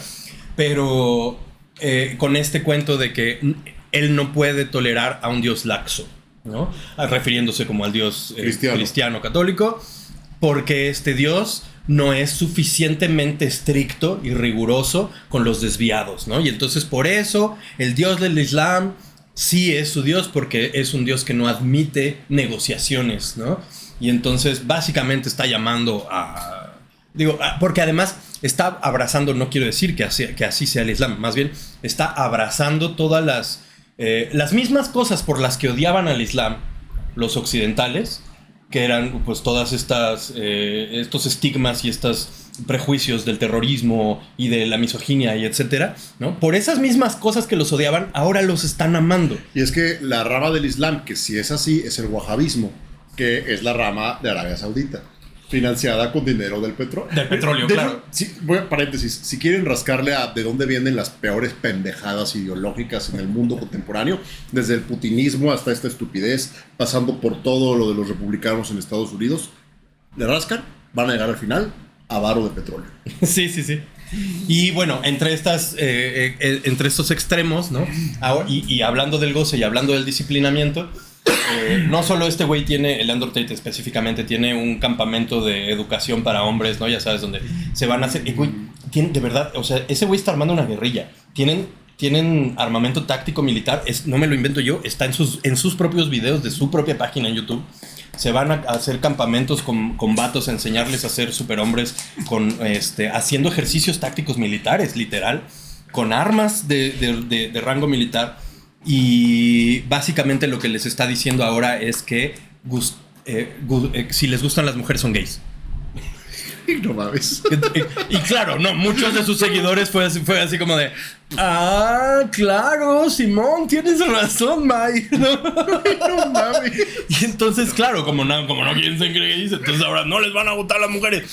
Pero además eso abreva y alimenta esta onda terfa, ¿no? De la homosociabilidad, ¿no? Y de que el patriarcado es homofílico, ¿no? Que no hay cosa que pueda amar en el patriarcado un hombre más que a otro hombre, que son cosas espantosas y son cosas profundamente homofóbicas que no están fundamentadas en realidad en la manera en que se construye la sociabilidad masculina. Porque además, o sea, a ti y a mí nos pasó en carne propia y a mucha de la gente que está a nuestro alrededor. O sea, el castigo desde la infancia por no ser una masculinidad hegemónica es constante, es un continuo de violencia, ¿no? Y de expulsión de todos los espacios. Creo que lo he dicho en otros espacios. La primera vez que a mí me dijeron puto, yo tenía 3 años. Estaba en el kinder y abandoné mi grupo del kinder por homofobia, ¿no? Yo ni siquiera sabía qué era ser puto, güey. Me lo enseñaron esos güeyes. Saben. Claro. Y a muchos de nosotros desde la infancia nos enseñan a punta de exclusión y de violencia qué es lo que significa ser puto. Y principalmente puto. ¿Por qué? Porque sí, hay un componente, como decíamos, de misoginia en el puto, en la homofobia. Pero además también es el mismo insulto que se utiliza contra las mujeres trans, contra las travestis, ¿no? O sea, todas aquellas personas asignadas o socializadas como varones que traicionan esa masculinidad y traicionan la obligatoriedad, el mandato de la reproducción y etcétera, ¿no? De la dominación masculina, que incluye, por supuesto, también tener una mujer incubadora para producir, ¿no? Más bebés, porque también hay gente que, insisto, no me lo invento, lo he escuchado, que no se va a sentir realizada como varón hasta preñar a alguien, ¿no? Eso está cabrón. Sí, es común. En México, por ejemplo, es común esta cosa de los idiotas que pinchan condones, sí, que fantasean con o que se los quitan durante la relación sexual. Uh-huh. Y claro, hay toda una serie de fantasías de dominación también al respecto. Un saludo a mi excuñado Josué Bárcenas Flores, por cierto, pincha condones de mierda. Bueno, wow. Y bueno, o sea, este castigo, ¿no? Se le da a aquellas personas que traicionan la masculinidad, porque no es lo mismo, como decías, pasar de una situación de feminidad a una de masculinidad, porque es como un upgrade, ¿no? Es una ganancia. A pasar de un lugar masculino a uno percibido como femenino, porque eso es una pérdida, es una denigración, es una deshumanización propia, ¿no? Y ahí va mucho del asunto del goce y de la disciplina, ¿no? Creo que goce y disciplina están ahí como todo el tiempo pugnando. Y vuelvo a Andrew Tate y esta onda como de ser heterosexual y ser gay. Porque además tiene que ver con si gozas lo que estás haciendo está mal, ¿no? Además, si admiras a una mujer, ¿no? Si puedes apreciar la belleza de una mujer, eres gay. Los hombres no aprecian la belleza. Los hombres solo gritan y pegan y comen, supongo, y disparan. No sé qué pedo, no sé. Es muy asqueroso eso. Y que además, esta cosa de que todos estén pelones es una cosa muy interesante, porque además también quiere decir que ni siquiera se peinan, ¿sabes? O sea, trabajar en la propia apariencia es percibido como femenino también, ¿no? Bueno, todos son pelones y de barba de candado. Sí. Lo más pinche fácil que hay, ¿no? Así como, güey. Y bueno, yo en ese sentido tampoco ningún shame a las personas que no tienen cabello y que tienen barba de candado. Porque yo también soy una persona que le cuesta mucho trabajo trabajar en su propia imagen, ¿no? y que también por eso soy percibida como un hombre tradicional muchas veces, porque no me da la vida, porque no me encantaría, pero no me da ni el tiempo, ni la vida, ni el dinero, ni muchas veces la depresión me permite, ¿no?, trabajar en mi propia apariencia, ¿no? Sí. Y tampoco es algo que me preocupe, ¿sabes? O sea, prefiero justamente mi goce está en otros lados, ¿no? Pero justamente hay una diferencia. En tu caso hay un impedimento por la neurodivergencia. En el caso de estos imbéciles, más bien lo que hay es un no te arregles porque eso es de maricas. Ajá, sí. Y además, bueno, me llama la atención porque esto que dices, Daken, porque entronca también de repente un poco por ahí. Esto lo digo como una persona que también sé que lo de los humanos tratantes, porque yo estoy en la industria de OnlyFans y sé más o menos cómo se mueve eso. Pero me llama la atención, por ejemplo, cómo entronca todo Es por esto. las leyes tan laxas. Sí, tan laxas. Me entronca, por ejemplo, todo esto con lo de este discurso de los alpha males, entre comillas, también antipornografía y antitrabajo sexual, que de repente es una copia calcada del discurso TERF en el mismo sentido. Uh-huh. Pero aquí hay una trans estadounidense que ya le perdí la pista, tiene rato que no escribe, pero tiene un ensayo muy bueno. Ella se llama Andrea Long Chu, que es un ensayo sobre un tema muy de nicho en la comunidad trans, que ya hablaremos después de ese tema. Se llama sisificación. Pero en su ensayo, Andrea Long Chu lo que dice a grandes rasgos es que hay una narrativa, sobre todo en estos ambientes de los alpha males y los beta males y los Sigma males. Sigma males. Hay una narrativa ahí que dice que la pornografía te desmasculiniza. Wow. Y es una narrativa doble, porque por un lado existe el fetiche de a huevo, voy a ver pornografía para desmasculinizarme, y por otro lado hay también el no veas porno porque te desmasculiniza. Y lo que dice Andrea Long Chu es, bueno, es que la pornografía al final en cierto sentido te vuelve un sujeto pasivo, que está recibiendo constantemente estímulos, y por eso estos güeyes, ella por supuesto lo dice de una manera muy sarcástica y muy irónica, pitorreándose de estos discursos. Sí. Dice, por eso estos güeyes dicen que la pornografía te vuelve morra, porque te vuelve pasiva. Entonces válgame. Es como... Y claro, no, pero el tema aquí es que estos güeyes realmente creen eso. Sí, claro. O sea, ellos sí creen que esto pasa. Y sí creen que si ves porno, primero te haces beta male. Es como tomar soya también. Y si no lo creen, por lo menos sí hay toda una serie de premisas al respecto que van escurriendo, ¿no?, a otros estratos sociales en donde efectivamente sí se lo creen, ¿no? Sí, pero esto, bueno, a lo mejor es un grifter. A mí no me consta que el Andrew Tate crea lo que dice, pues, ¿no? No, a lo mejor es un grifter, nada más. Sí, claro, está explotando. Pero y está... de que hay gente que lo cree, hay gente que lo cree. Sí. Y hay un discurso estructurado que dice, bueno, es que mira, si ves porno, hay una cosa que le llaman el edging, ¿no? Sí. Que es cuando ni siquiera eyaculas, solamente no llegas al orgasmo y lo contienes constantemente. Entonces dice, güey, si haces esas madres, güey, primero te conviertes en beta male, que es como tomar soya también, que dicen que la soya te hace beta male. Y después de beta male te conviertes en morra trans. Entonces te digo, es un discurso que va en dos direcciones. Por un lado hay gente que fetichiza eso, por otro lado hay gente que lo ve como no lo haga, lo demoniza, porque puede pasarle esto, ¿no? Y no sé, o sea... Pues es muy curioso, porque también hay una disonancia cognitiva en todos esos discursos, en términos de que si te arreglas, eres joto. Y está mal. Pero también si te ves mal, está mal. Y si hueles feo, estás mal, ¿no? Y entonces, o sea, pierde... O sea, negociar esos puntos de masculinidad es imposible. Es que la masculinidad es imposible. Es interesante porque justo como la masculinidad es el pináculo en este sistema... Es el pináculo de tu evolución. El privilegio, pues. O sea, estás ahí en la pirámide. Lo que dijiste tú hace rato, no solo puede haber un chango que mande. No puede haber 8. Entonces, como esa... pues es un lugar inaccesible... pues es difícil mantener los estándares de masculinidad. En cambio, la feminidad es muy vasta. Eso lo decía otra morra trans en Twitter también. Decía que deberíamos dejar de entender el binarismo masculino-femenino como justamente una entidad binaria opuesta, y más bien deberíamos ver justo lo masculino como un falo que está en medio y lo femenino como una suerte de... Como la vastedad alrededor. A la vastedad alrededor, sí. Y me parece una forma muy interesante de abordarlo, porque... justo entiendes que son relaciones de poder, no es una relación simplemente biológica o simplemente, ni siquiera de género, vaya, o sea, va mucho más allá. Y justamente estos güeyes no pueden cumplir con la expectativa que tienen nunca y por eso son víctimas constantes de estas sectas.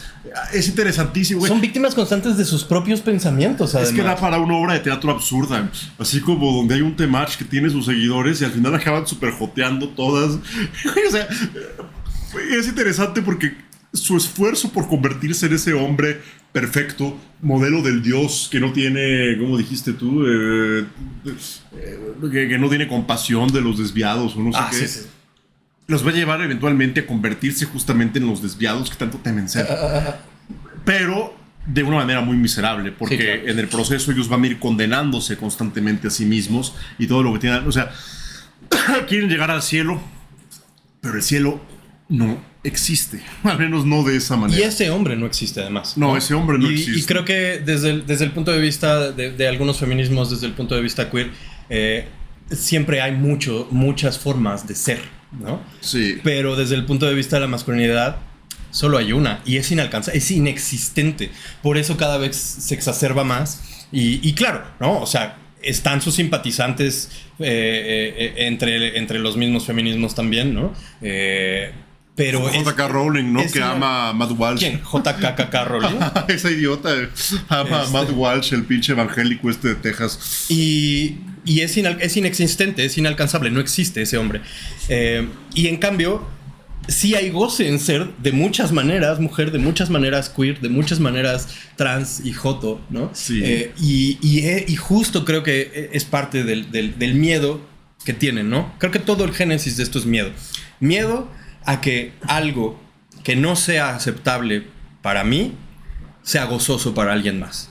Y al final un miedo explotado por el sistema de producción, que lo que quiere en este momento es gente que niegue su goce, específicamente hombres que nieguen su goce, para que se inserten a la dinámica productiva, mientras sus esposas se convierten en incubadoras de la nueva generación de obreros. Sí. Que una vez que, miren, les voy a decir lo que yo creo que va a suceder, va a estallar una guerra global que va a incentivar otra vez el ciclo de gasto a nivel internacional. Si la humanidad no se acaba en esa guerra, después vamos a necesitar trabajadores.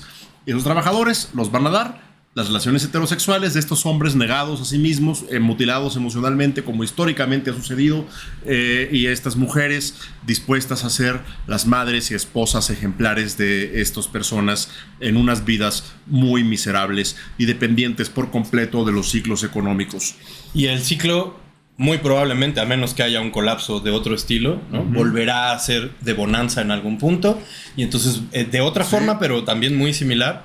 Y no estamos hablando ni siquiera de polos de ideología política, ¿no? Sino más bien del ciclo del capital. Exacto. Que tiene caras diferentes, ¿no? Como el ciclo de la violencia, ¿no?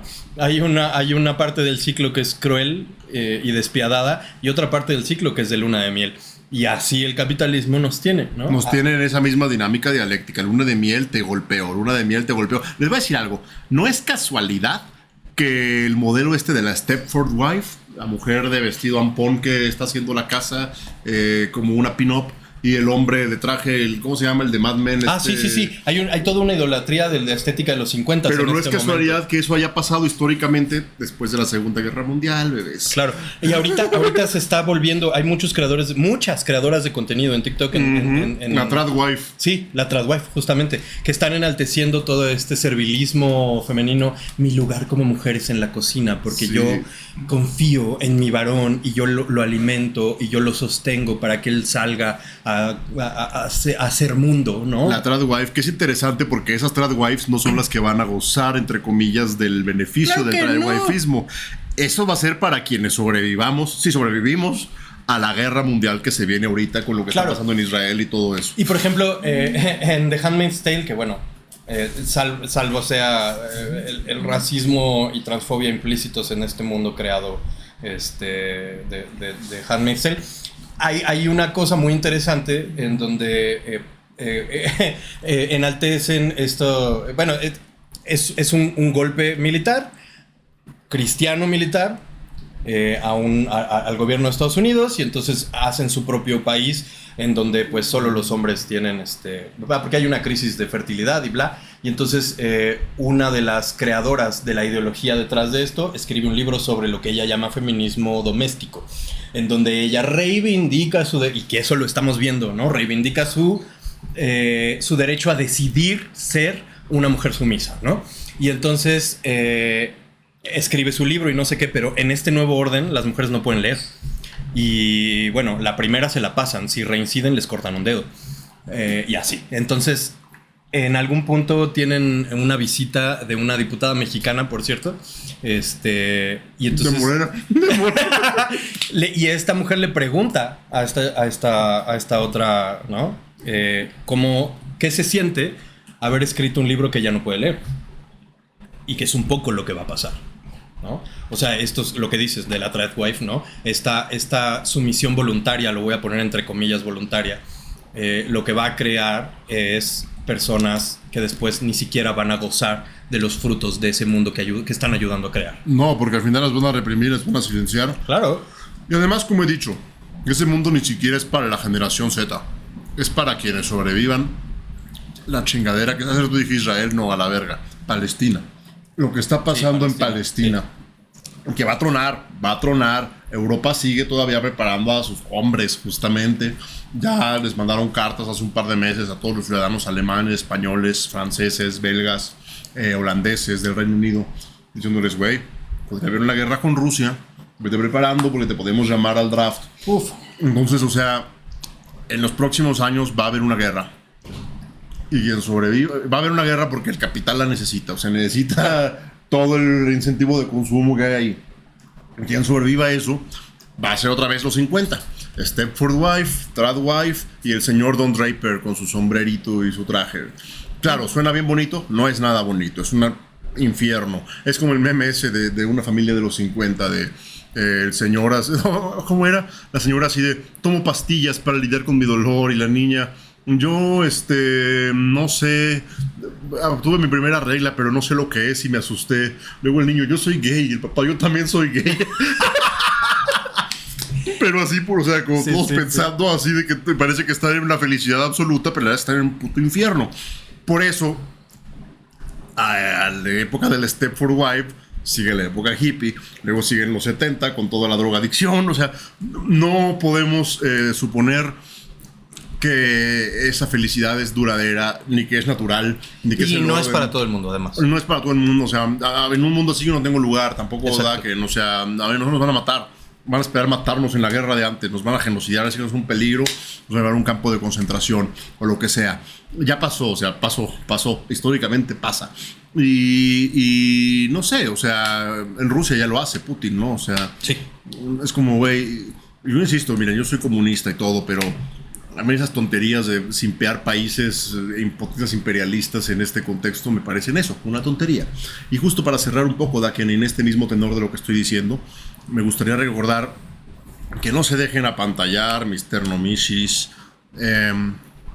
Hay izquierdas espurias, les llamo yo, disque comunistas, disque anarquistas, que les van a querer vender justamente la idea de que el enemigo es la sociedad de consumo y del espectáculo. Bueno, sí, claro, entiendo, hay un componente de esto en TikTok, etcétera, etcétera, pero recuerden, ese capitalismo ya fue. Fue el de los 90, fue el de los 2000. Ahorita es un capital. Ahorita el espectáculo, en todo caso, como TikTok y estas mierdas, para lo que sirven es para normalizar estos discursos de disciplina del cuerpo, homofóbicos, transfóbicos, lesbofóbicos, totalmente discriminatorios, estoicos, entre comillas. Plataforma a toda esta gente y convencer a las generaciones más jóvenes de que lo que tienen que hacer es disciplinar sus deseos y ponerlos al servicio de la producción. Entonces, pero además hay otro componente ahí, y justo en TikTok y en otras plataformas, pero en TikTok es muy claro. Con la entrada de la monetización a las redes sociales, todo el mundo se vuelve productor. Sí.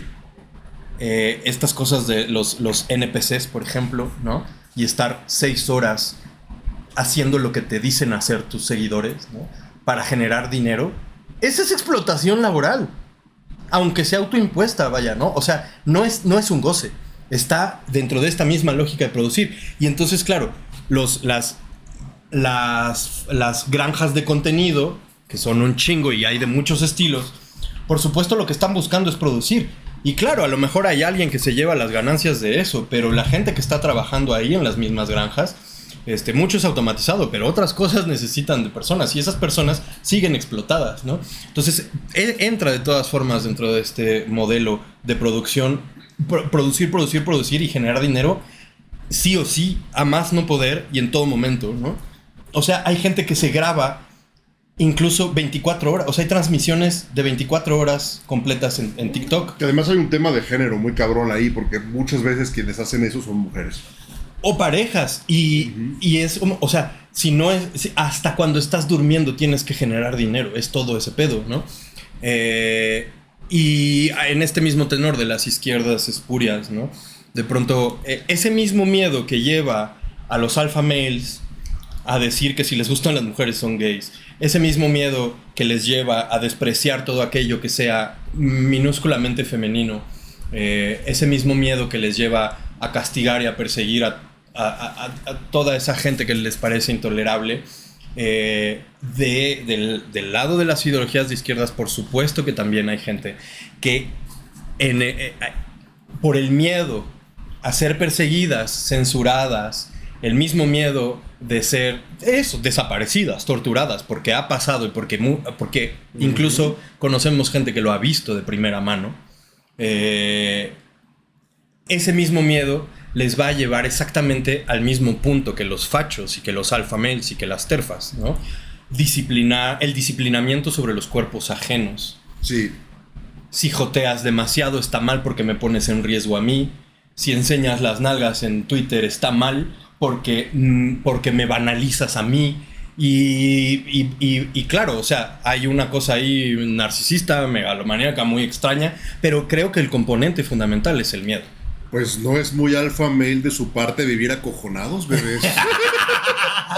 Tener miedo no es muy alfa de su parte. No es muy alfa de su parte. No es muy esmegma. No es muy esmegma de su parte. Pero creo que este miedo, o sea, el miedo, si el miedo es el motor, siempre nos va a llevar a señalar a alguien más. Tanto los que les da miedo que encontremos goce en nuestras identidades, como aquellas personas que les da miedo que porque encontramos goce en nuestras identidades, sean ellas mismas deslegitimadas, ¿no? Y creo que eso es algo muy peligroso. Hay muchos tipos de goce, creo, ¿no? Sí. Y hace rato hablábamos de que tú y yo encontramos también goce en la indignación, en la rabia, ¿no? Es algo que es un motor. A mí me da mucho goce imaginarme formas de poner a hacer trabajos forzados a Salinas Pliego. O por ejemplo, ahora que hablábamos de la industria petrolera, yo lo que haría sería que tendría un tonel con chapopote, lo pondría a hervir y ahí metería vivos a todos los dueños de empresas petroleras. No podemos decir eso en YouTube. Perdón. No. Es un tonel de, o sea, de en una peli gatitos, y así, en una peli. No, es un guión de una peli. Sí. Gatitas radioactivas no incita de ninguna forma a la violencia en ninguna de sus manifestaciones.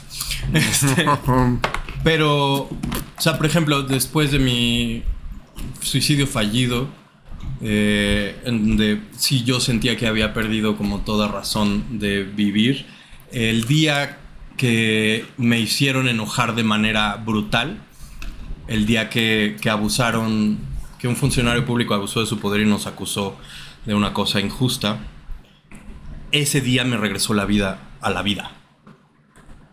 El coraje que sentí, la indignación y la rabia que sentí ese día me dieron vida, ni modo. Durante años la gente me decía que por qué estaba tan enojado, que no debería pasar la vida así. Y pues que creen que encontré que eso es lo que me da vida, entonces ni pedo. O sea, sí, la digna rabia me da vida. Y en ese sentido también hay gente que le da vida sexualizarse. ¿Por qué chingados no? No nos está haciendo nada al resto, ¿no? Sobre todo y además cuando son personas que lo hacen bajo sus propios términos, ¿no? Que no están siendo explotadas por nadie más, que no están al servicio de nadie, ¿no? Sí, o sea, sino de su propio goce. hay algo profundamente reaccionario en esta deriva antitrabajo sexual y anti, pues sí, finalmente agencia sexual por parte de los sujetos, ¿no? Y hay un deseo narcisistoide de disciplinar el cuerpo ajeno, de determinar qué hacen los demás y qué, o sea, no. Y cuando hablamos de goce no estamos hablando específicamente de goce sexual, pero por supuesto que es una de las muestras más escandalosas, ¿no? Pues sí. Y es la primera cosa censurada desde este miedo, siempre. De los dos lados del espectro político, es la primera cosa que se censura. Y es que finalmente controlar la sexualidad, bueno, eso lo enseñaba mucho el Foucault, ¿no? O sea, controlar las sexualidades también es una forma de controlar a las poblaciones. Sí. El control de la sexualidad es uno de los elementos fundamentales del control social y de la disciplina social, y precisamente por eso pues es importante que nos cuestionemos de pronto qué tipo de narrativas estamos defendiendo, ¿no? Parece de repente, justo como venimos de un ciclo hedonista, consumista, etcétera, de repente parece que la rebelión contra eso es el autocontrol y la austeridad. Pues sí, güey, pero esas son las políticas del Fondo Monetario Internacional para este momento específico. O sea, llegas tarde si crees que el enemigo es la posmodernidad hedonista, porque ya ni siquiera existe. Ya está volviéndose un eco del pasado. O sea, el enemigo actual, el enemigo eterno pues siempre es el mismo, el capital. Pero el enemigo actual, la forma actual del capital es justamente esta forma neofascista, nacionalista, chauvinista, enemiga de lo diferente, enemiga de lo que amenaza justamente la hegemonía de lo mismo, la repetición constante de lo mismo, y lo mismo entendido como, pues sí, la población blanca, heterosexual, europea, burguesa, fundamentalmente. Así es. Bueno, pues eso. Llegamos al final, ¿no, bebé? Y si encuentran goce, agárrense del goce. No le tengan miedo al goce. Claro. Porque bebés... Consensuado siempre. Nadie sabe qué pasa después de que nos petateamos, pero el hecho es que aquí estamos y pues de momento la vida que tenemos es esta. Entonces, y nuestro lugar como personas en la izquierda del espectro político, nuestro lugar como minorías, nuestro lugar como activistas sociales, nuestro lugar como, pues sí, personas marginadas, no es el lugar del chivato, no es el lugar de acusar a nuestros pares, ni de señalarles. Nuestro lugar es junto a ellos, ¿no? Exacto, no es quedar bien y ser pygmies y esperar que nos respeten, no es ser el miembro de, ¿cómo se llamaba esa madre en la Segunda Guerra Mundial? De los judíos en el gueto que eran como policías de los otros judíos. Sí. No es ser esa persona, porque ¿saben qué le pasó a todos esos? Al final los mataron igual. Claro. O sea... Claro. Sí, no es ser el primero que acusa en Salem a la bruja, porque todos terminaron en la horca de todas maneras, ¿no? Sí.